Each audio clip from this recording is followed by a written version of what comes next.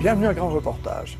Robert Pickton est le pire tueur en série qu'a connu le Canada. Pendant plus de 20 ans, cet éleveur de porcs a emmené dans sa ferme des prostituées de Vancouver pour ensuite les dépecer après les avoir tuées sauvagement.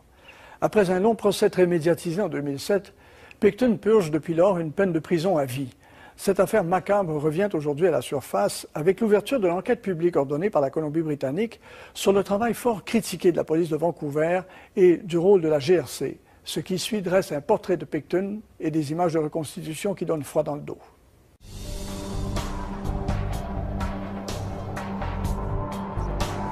Février 1999. Willie Pickton est en chasse. Il se rend au Downtown Eastside de Vancouver en quête d'une prostituée ou d'une toxicomane, une femme qui a désespérément besoin d'argent. Il repère une jeune cocaïnomane à qui il propose de lui acheter sa drogue. L'ayant prise au piège, il l'emmène à sa roulotte.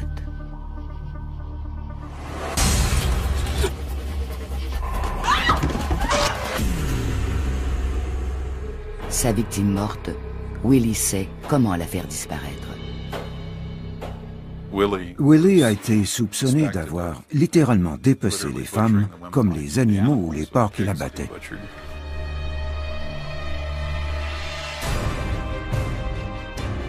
Les méthodes effroyables de Willie Pickton ont rendu ses crimes presque indécelables. Pour l'arrêter, il aura fallu une enquête policière la plus compliquée jamais menée au Canada.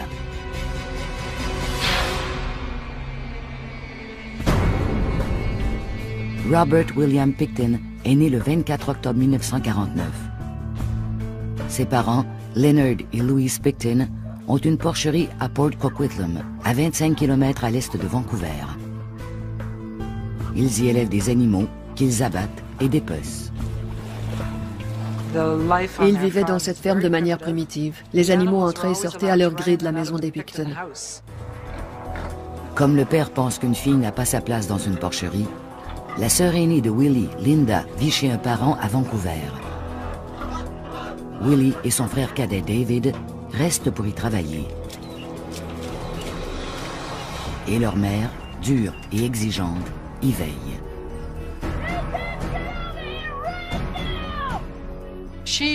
Elle était tyrannique. Elle faisait la loi et les enfants trimaient dur. Elle avait une voix très particulière. Elle leur criait « Les enfants, venez ici immédiatement !» d'une voix perçante. Pour Louise Pickton, les porcs sont prioritaires et la propreté ne pose pas un problème. Tout le monde savait que les enfants des Pickton avaient une odeur de fumier, de porc, que leur corps et leurs vêtements étaient sales. Les autres enfants ne voulaient pas s'asseoir près d'eux dans l'autobus et ils les traitaient de cochons puants. Willie a de la difficulté à l'école. Ses enseignants le jugent lent. Il doit suivre des cours de rattrapage. Avec son frère, il tente d'éviter l'école par tous les moyens. Ils revenaient à la maison et ils se cachaient sous leur lit, jusqu'à ce que l'école soit finie pour que leurs parents ne sachent pas qu'ils n'y étaient pas allés. Sans amis, le jeune Willie se consacre au travail de la ferme, surtout aux soins des animaux d'élevage. À 11 ans, avec ses économies, Willie achète un veau à l'encan. Il en fait son animal de compagnie et son seul ami. Il adorait ce veau. Tous les jours, quand il rentrait à la maison, il s'en occupait, il le nourrissait. Or, un jour, il est rentré et le veau avait disparu.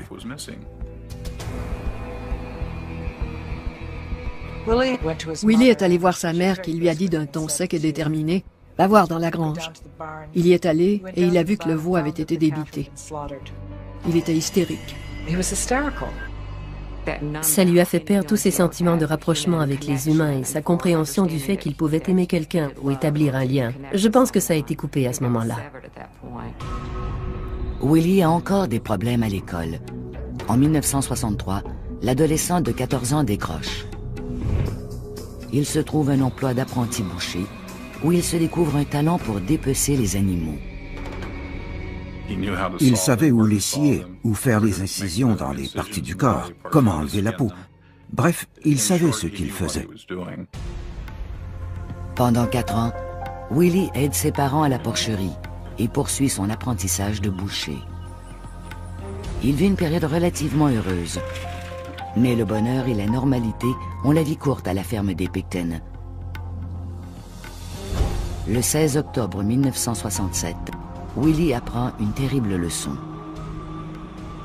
Dave, le frère de Willie, avait 16 ans et il venait tout juste d'avoir son permis de conduire. Il a pris le camion de ses parents pour une balade. Le conducteur inexpérimenté frappe un jeune garçon qui marchait en bordure de la route.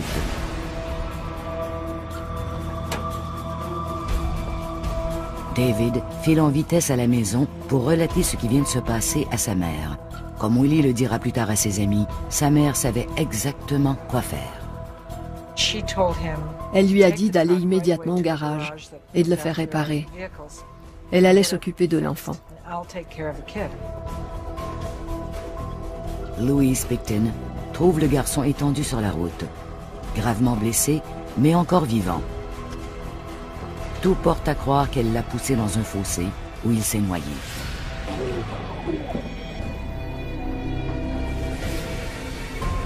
Malgré ses soupçons, la police conclut à une mort accidentelle. Aucun Picton n'est inculpé de ce meurtre. Dans cette famille, si on pouvait s'en tirer, on s'en tirait. La mère, Louise Picton, était extrêmement antisociale. Et je pense que ces traits antisociaux ont vraiment affecté Willie et ont forgé ses impressions à propos de ce qu'il pouvait faire en toute impunité.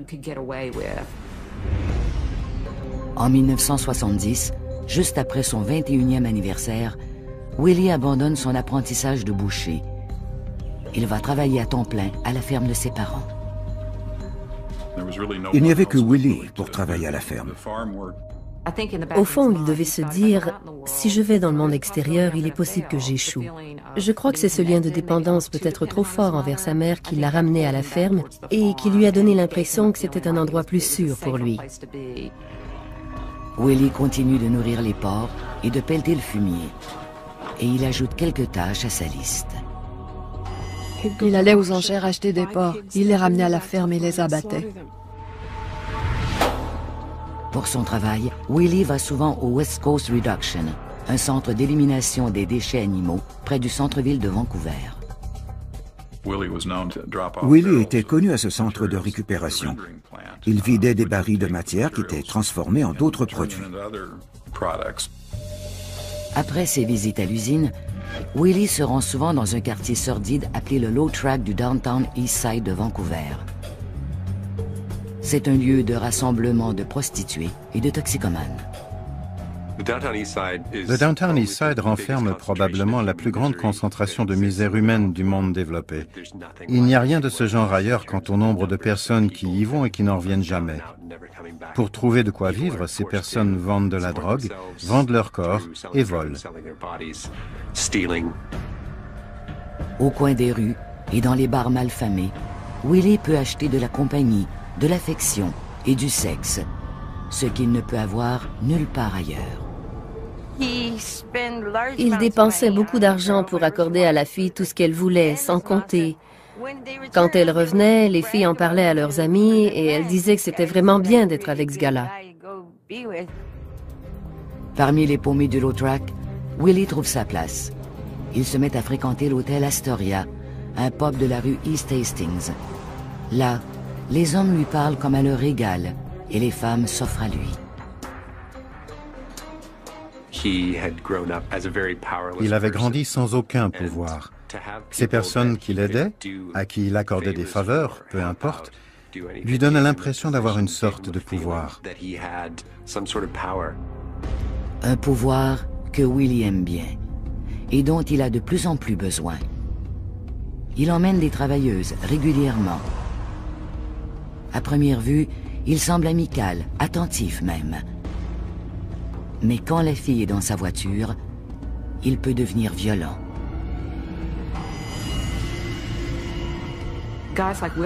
Les gars comme Willie ont un grand besoin de stimulation parce qu'ils se sentent agités, ils s'ennuient et ils ont besoin de placer la barre de plus en plus haut. Son enfance difficile et ses désirs inavoués transforment Willie Picton en un monstre. Et les femmes de Low Track de Vancouver seront des proies faciles. Il a juste fait ce qu'il connaissait, et c'était de charcuter, de se débarrasser des restes. C'est une recette pour meurtre qui n'en finit jamais.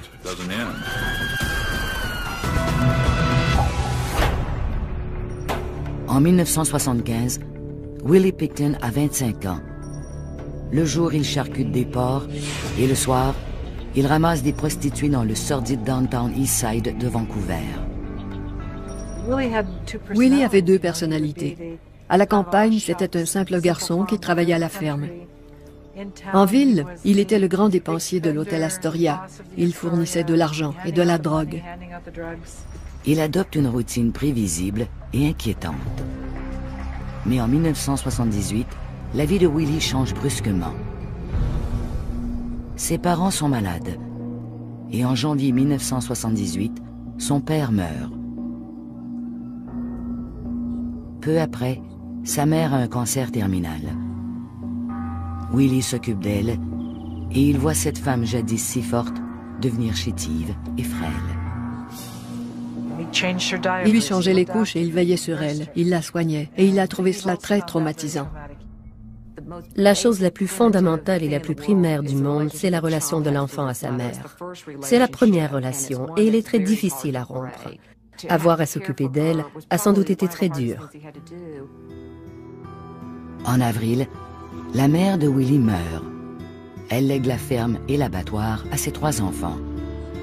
Ils se partagent le peu d'argent de l'héritage, mais le frère et la sœur de Willie ne veulent rien savoir de l'entreprise familiale. Ils laissent le travail sur la ferme à Willie. Après tout, abattre des porcs est sa spécialité. Willie n'était pas très intelligent. Il était sale, il vivait comme un cochon, et sa vie gravitait autour des porcs. Je ne pense pas qu'il aimait vraiment la vie sur la ferme, mais il savait que c'était sa responsabilité. C'était un devoir qui lui incombait. Il avait peur de ne pas réussir à l'extérieur de la ferme. Cet élevage de porcs pourrait valoir quelque chose un jour, et il valait la peine d'y rester. Le frère de Willie, Dave, s'installe dans la résidence principale, et Willie emménage dans une roulotte isolée à la limite de la propriété. Il est toujours coincé à la ferme, mais pour la première fois de sa vie, Willie peut faire tout ce qu'il veut, quand il le veut.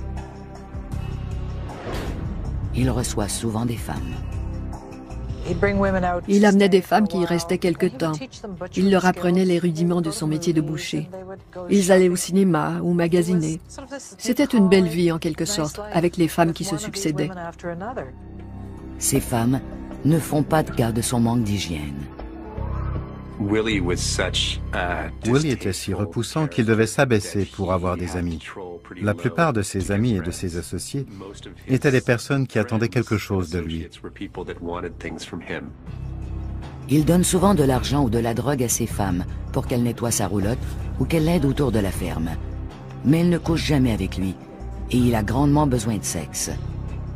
Un soir de 1980, alors qu'il roule dans le downtown East Side de Vancouver, Willie aperçoit une jeune fille dans la rue Hastings. D'après la fille, Willie l'a fait monter dans son camion. Et comme elle l'a dit plus tard à un journaliste, Willie est devenu violent.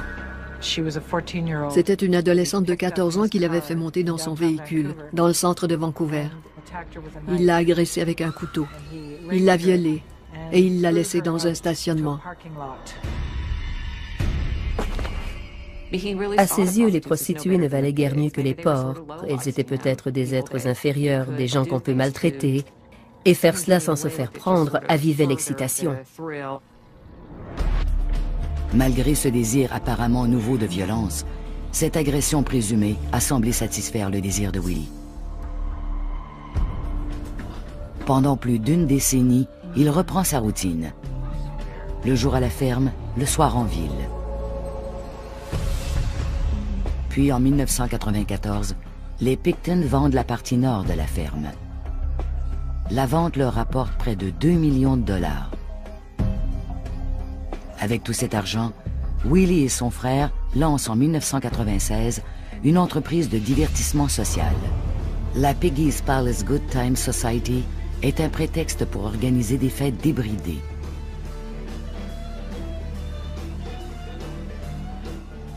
Il y avait des centaines, jusqu'à 1800 personnes pouvaient s'y trouver. Willie emmène souvent des prostituées du low track au Palace. Il les conduit ensuite dans sa roulotte. Il avait des relations sexuelles bizarres. Parfois, il les attachait. Pour la première fois de sa vie, Willie a le contrôle. Sa nouvelle fortune lui confère un pouvoir sur les gens, surtout sur la fonte du low track de Vancouver. Il exploite les prostituées toxicomanes vulnérables pour satisfaire ses fantasmes sexuels troublants. Mais sa quête de relations sexuelles bizarres va vite devenir violente et mortelle.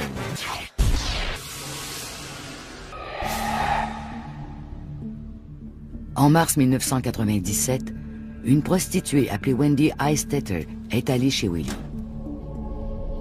Pendant la relation sexuelle, Willie a tenté de la menotter, mais elle s'est libérée. Et Willie s'est mis en colère.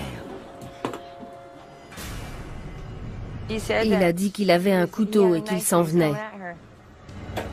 Wendy est parvenue à prendre un autre couteau dans la cuisine.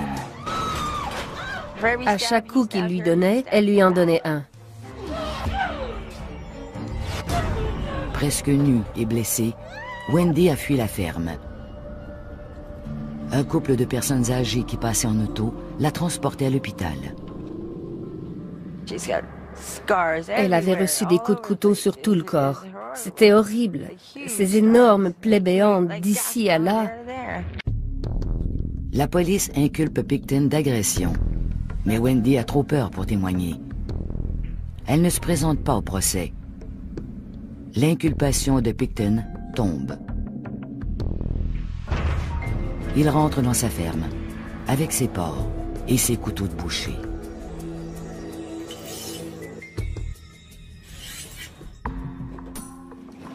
En août 1997, Willie retourne au low track. Il aborde une jeune femme de 24 ans, Marnie Frey. Marnie est une héroïnomane.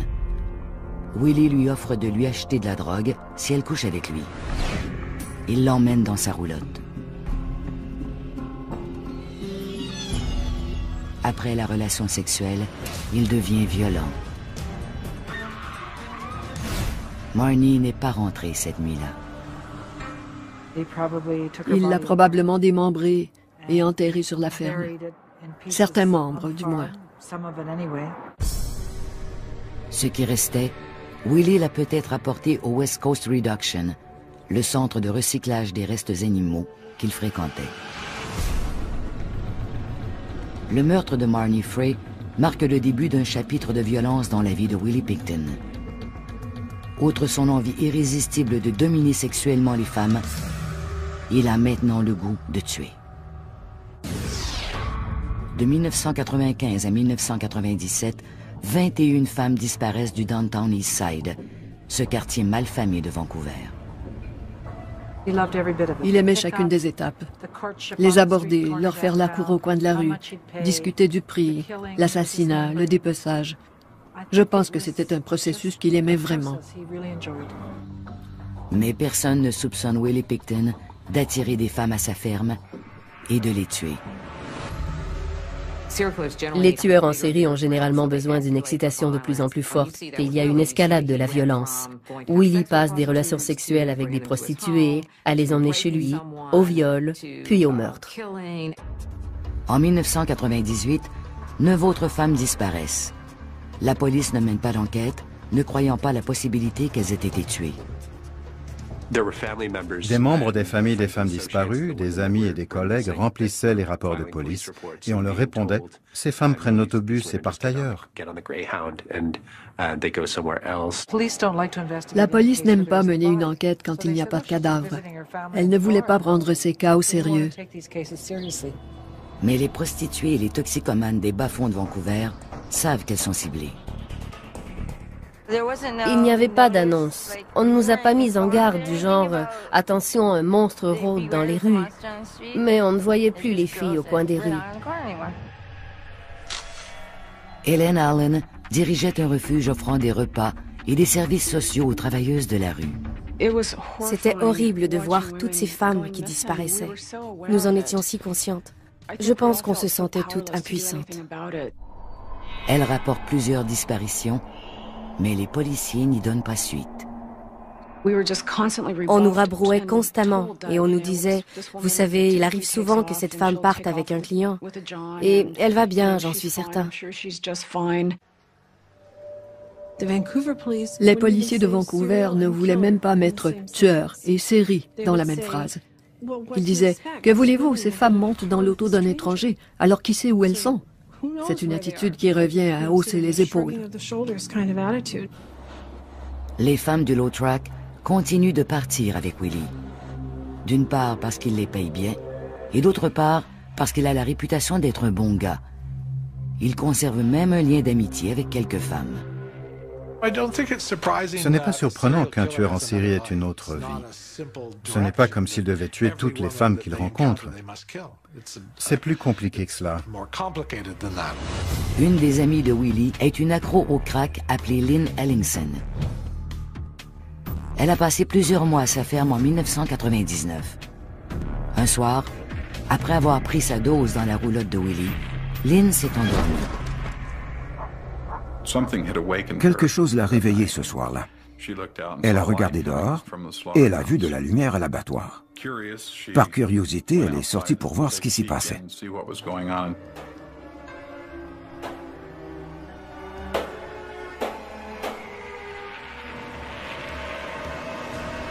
Une femme aux ongles d'orteil vernis en violet se balance devant elle. Il s'agit de Georgina Papin, la dernière victime de Pickton. Terrifiée, Lynn s'enfuit de la ferme. Willie ne tente pas de la retenir. Willie était une sorte d'énigme. Il n'a peut-être pas tué Lynn Ellingson parce qu'elle était son amie, il la connaissait. La plupart des tueurs en série tuent des personnes qu'ils ne connaissent pas. Lynn Ellingson n'a jamais parlé à la police et Willie a continué ses dépeçages. L'éleveur de porcs millionnaire allait devenir le tueur en série le plus prolifique du Canada. En février 1999, Willie Pickton avait déjà tué au moins 2 femmes. Mais plus de 30 femmes avaient disparu des rues de Vancouver. Tandis que la police continue de ne pas s'occuper des disparitions, Willie Pickton se prépare à tuer une autre victime. Elle s'appelle Brenda Wolfe. C'est une toxicomane qui est allée à la ferme de Willie dans l'espoir d'obtenir de la drogue. Elle n'en sortira pas.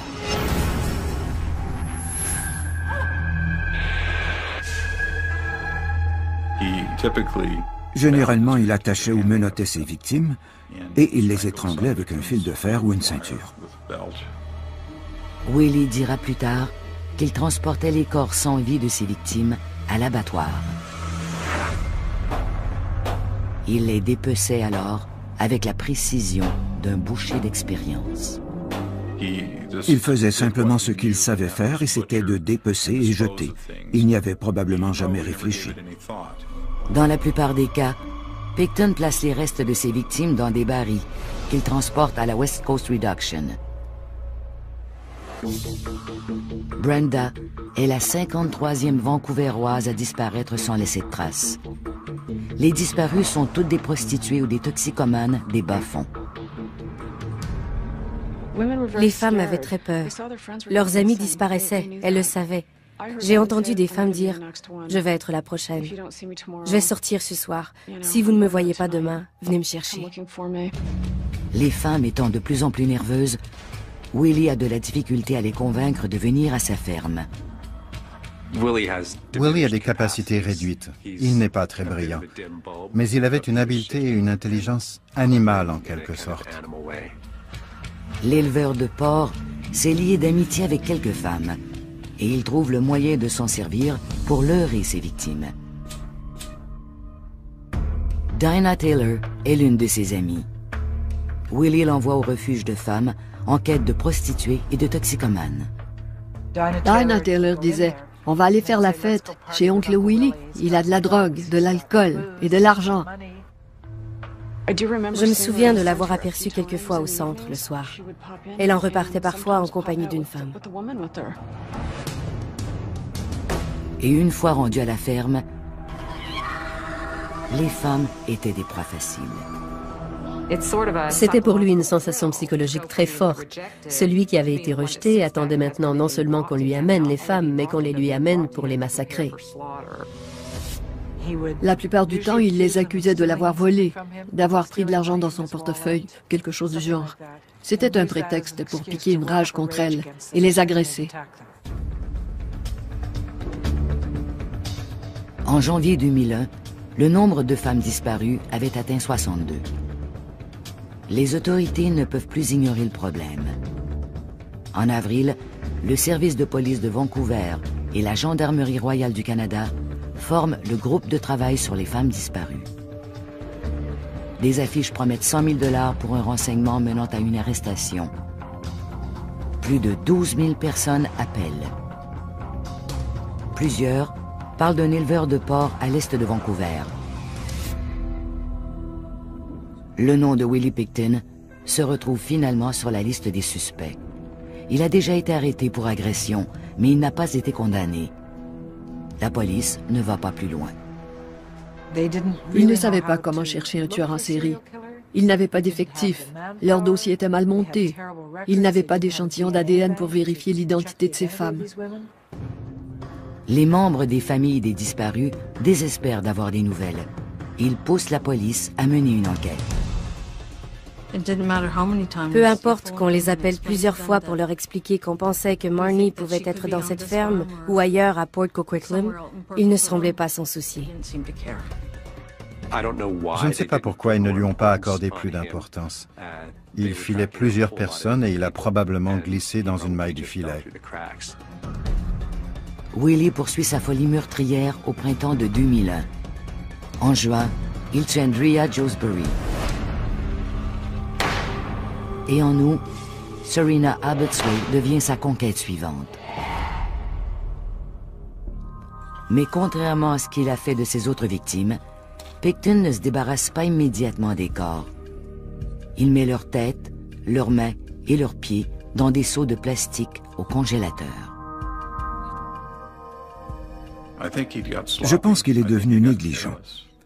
Voilà un homme qui n'a peut-être pas vraiment compris les implications de ce qui pouvait lui arriver. Je pense qu'il s'est cru invincible. N'oubliez pas que sa mère s'en était tirée à la suite d'un meurtre. En novembre 2001, Willie s'arrête au coin de Main et Hastings pour parler à Mona Wilson, âgée de 26 ans. Il lui promet de la drogue et de l'alcool gratuit et Mona monte dans sa voiture. Il l'emmène chez lui dans un camping-car derrière la grange. Après le rapport sexuel, il l'abat sauvagement. Peut-être cette femme a-t-elle tenté de riposter ou a-t-elle fait quelque chose qui ne cadrait pas avec ce que Willie avait en tête, ce qui pourrait avoir déclenché la rage qu'il avait en lui. Willie l'abat avec un revolver de calibre 22. Son sang éclabousse les murs et imbibe le matelas. Il se peut qu'avec le temps, il y ait eu une escalade dans ses comportements, parce qu'il avait besoin d'agir de plus en plus violemment. À la fin de 2001, 64 femmes du Low Track de Vancouver sont sur la liste des disparus. Mais la police n'a fait aucun progrès. Finalement, le 1er février 2002, les enquêteurs ont une piste inattendue. Un camionneur qui travaillait parfois à la ferme des Pickton dit à un agent qu'il a vu des armes illégales dans la roulotte de Willie. Voulant en savoir davantage sur ce suspect de meurtre potentiel, la police obtient un mandat de perquisition. Ils devaient procéder très prudemment pour ne pas manquer cette chance. 4 jours plus tard, les policiers de Vancouver arrivent à la propriété des Pickton. Les découvertes macabres qu'ils y font vont déclencher la plus grande enquête de criminalistique jamais menée au Canada.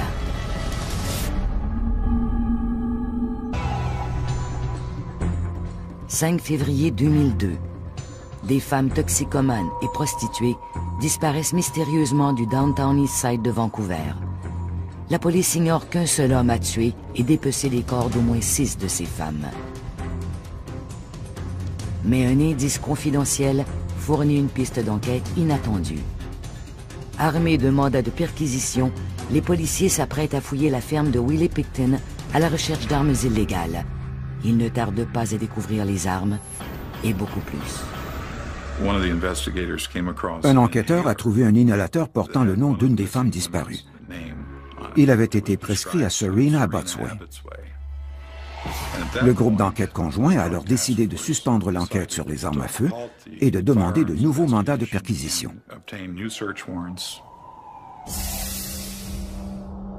Willie Pickton passe la nuit derrière les barreaux. La police informe les médias de cette percée dans l'enquête. À l'aube, les journalistes et les équipes de caméras de tout le pays encerclent la ferme. Tout le monde était là, bouche bée. On s'imaginait les pires choses, comme si les cauchemars se concrétisaient. Sur la propriété, les enquêteurs font une découverte macabre. La preuve de l'assassinat de Mona Wilson. Ils ont trouvé un matelas imbibé de son sang. Il y avait des éclaboussures de sang par terre, sur les armoires, sur les murs, partout, jusqu'à la cuisine. À l'extérieur, une poubelle contenant tout ce qui reste de la disparue. On pouvait voir son cerveau, ses cheveux. On voyait son crâne coupé en deux qui flottait dans ce liquide rosé. Dans la salle d'interrogatoire, les policiers cuisinent Willie pendant des heures. Mais Pickton est d'un calme déconcertant. Il nie tout. Une partie de lui s'en foutait, comme sa mère qui s'était fichée de ses sentiments. Il avait les jambes étendues sur le rebord de la chaise et il passe un bon moment. Il s'amusait vraiment. Après 11 heures d'interrogatoire intense, les enquêteurs changent de tactique.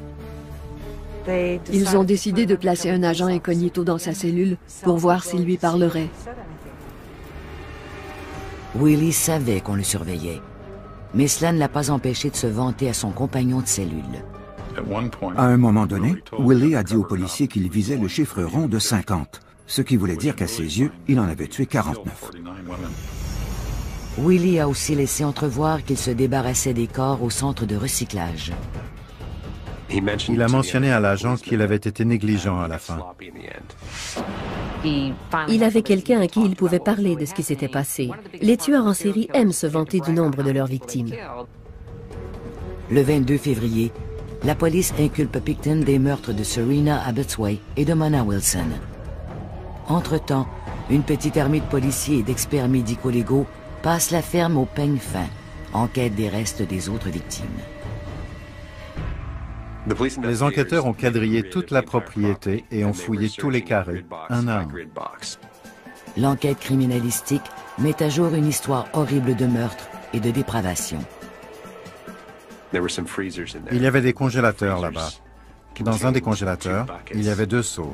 Dans un seau, il y avait la tête, les mains et les pieds de Serena Abotsway, et dans l'autre, ceux d'Andrea Josbury. Ils ont pris des centaines d'échantillons d'ADN. C'était une opération policière extraordinaire. Une fouille criminalistique inédite. En avril 2002, la police a assez de pièces à conviction pour inculper Pickton de 5 autres meurtres. Les articles sur les massacres de Pickton font la manchette au Canada et aux États-Unis. À quelques reprises, des journalistes m'ont appelé pour me demander si je connaissais une telle. Et je répondais bien sûr, je la connais, pourquoi? Ils disaient qu'on venait de découvrir ses restes sur la ferme de Robert Pickton. J'ai dû m'y faire. Je pensais qu'il parlait d'une personne que je croyais vivante. Même si Pickton est derrière les barreaux, les détails concernant les meurtres répandent la terreur à Vancouver. Le 11 mars 2004, les autorités canadiennes en matière de santé font une déclaration choc. La contamination croisée signifie que des restes humains aient pu contaminer ou se retrouver dans la viande de porc qui a été produite.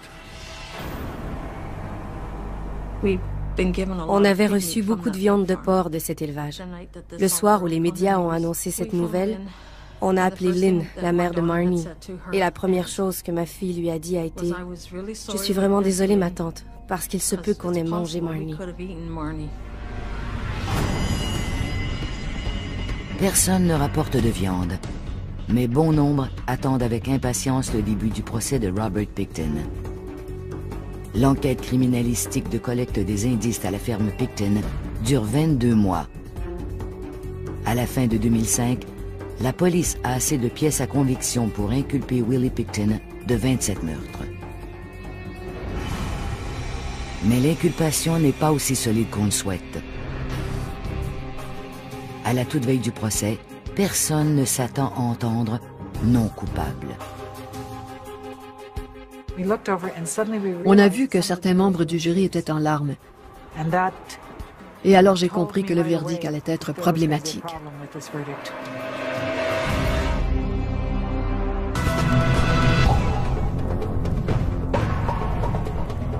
Janvier 2006.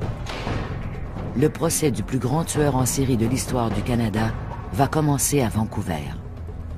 Des dizaines de membres des familles des victimes sont dans la salle d'audience bondée. Ils sont venus voir le boucher, traduit en justice. L'éleveur de porc, Robert Willie Pickton, est accusé d'avoir tué et dépecé 27 femmes.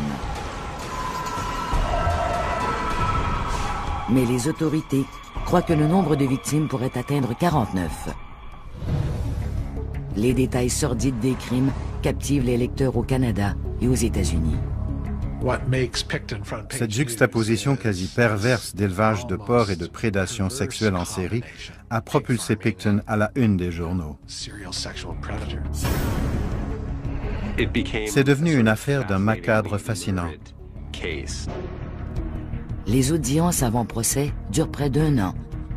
Le juge, James Williams, retire une accusation de meurtre pour insuffisance de preuves. Il scinde aussi l'affaire en 2 procès. Les causes étaient si complexes et si longues que le juge a ordonné qu'on les sépare pour que ce soit gérable.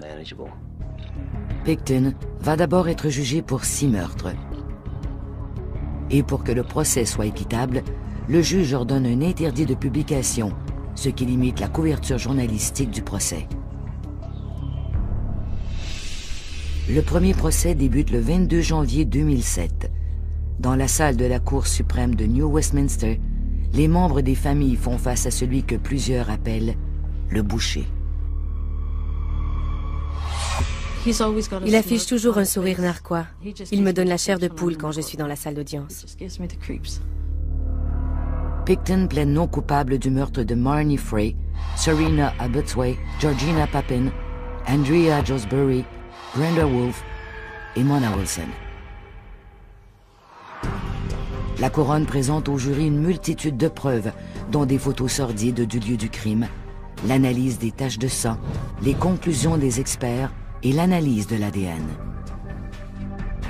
Ils ont présenté toutes sortes de preuves, comme une veste de femme, du rouge à lèvres, des lunettes de vision nocturne, des menottes, toutes sortes de choses horribles et terrifiantes.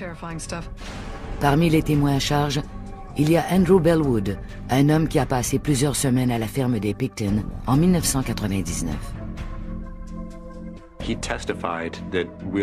Il a témoigné que Willie avait reconstitué le meurtre des prostituées sur son lit en se mettant à genoux et en faisant comme s'il étranglait une prostituée avec une ceinture ou un fil d'acier. La défense met en doute la crédibilité de Bellwood, soulignant que l'ex-toxicomane a un casier judiciaire. Le récit de Bellwood n'en fait pas moins frissonner l'auditoire. Ses descriptions étaient extrêmement détaillées. Il y a un autre témoignage saisissant, celui de l'ex-amie de Willie, Lynn Ellingson. C'était la seule personne à témoigner avoir vu Willie Pickton avec une femme morte. Mais les procureurs de Willie démolissent le témoignage de Lynn Ellingson. Ils en soulignent les incohérences et ils rappellent au jury qu'elle avait pris de la drogue le soir du meurtre présumé. La défense a travaillé fort pour miner sa crédibilité et elle a réussi. Au fil du procès, la défense décrit Willie comme un crétin qui ne pouvait pas commettre ces meurtres élaborés de son propre chef. Dans un sens, il était presque un animal primitif. Les gens ont parlé de sa grande intelligence, mais les loups et les animaux tuent sans arrêt. Et Willie leur ressemble. Les procureurs de Picton laissent entrevoir que des amis comme Lynn Ellingson ou Dinah Taylor pourraient être responsables. Les plaidoyers finaux sont présentés le 26 novembre 2007. Le jury délibère pendant 2 semaines. Le 8 décembre, les parents des victimes et les journalistes sont là pour entendre le verdict du jury. On a vu que certains membres du jury étaient en larmes. Et alors j'ai compris que le verdict allait être problématique. Et c'est le cas pour les membres des familles des victimes. Les jurys concluent que Picton n'est coupable d'aucun meurtre prémédité. Les familles dans la salle se sont mises à crier. Mais Picton n'échappe pas à la justice. Le jury déclare Picton coupable de 6 meurtres au 2e degré. Le juge Williams lui impose la peine maximale, 25 années de prison. Ça porte essentiellement sur la préméditation. On se demande comment on peut tuer 6 femmes sans que ce soit prémédité, planifié et orchestré. Le jury n'a pas pu déterminer s'il avait agi seul ou non. Quand on pense qu'il reste 20 chefs d'accusation pour lesquels Robert Picton n'a pas été jugé, ça me semble une affaire non réglée. Les enquêteurs ne détermineront peut-être jamais combien de femmes ont été tuées à la ferme Picton. Il y a une autre question obsédante. Qu'est-ce qui a poussé un garçon solitaire à devenir apparemment le plus grand tueur en série du Canada? C'est cette combinaison d'inné, d'acquis, d'apprentissage, de psychologie et de génétique. Il était peut-être prédisposé à faire cela, mais on lui a aussi appris que la vie n'avait pas beaucoup de sens. Je connais bien des femmes du Downtown Eastside qui diraient « Laissez-le sortir 5 minutes et on va lui régler son compte ». La Cour suprême du Canada a rejeté à l'unanimité la demande du tueur en série Robert Picton, qui souhaitait obtenir un nouveau procès. À la lumière de cette décision, la couronne de la Colombie-Britannique a annoncé qu'elle demanderait la suspension des 20 accusations qui pèsent toujours contre Picton. En septembre 2010, le gouvernement de la Colombie-Britannique a annoncé la tenue d'une enquête publique sur le travail des policiers dans l'affaire Picton. On ne sait toujours pas ce qu'il est advenu de 38 des 64 disparus de Vancouver.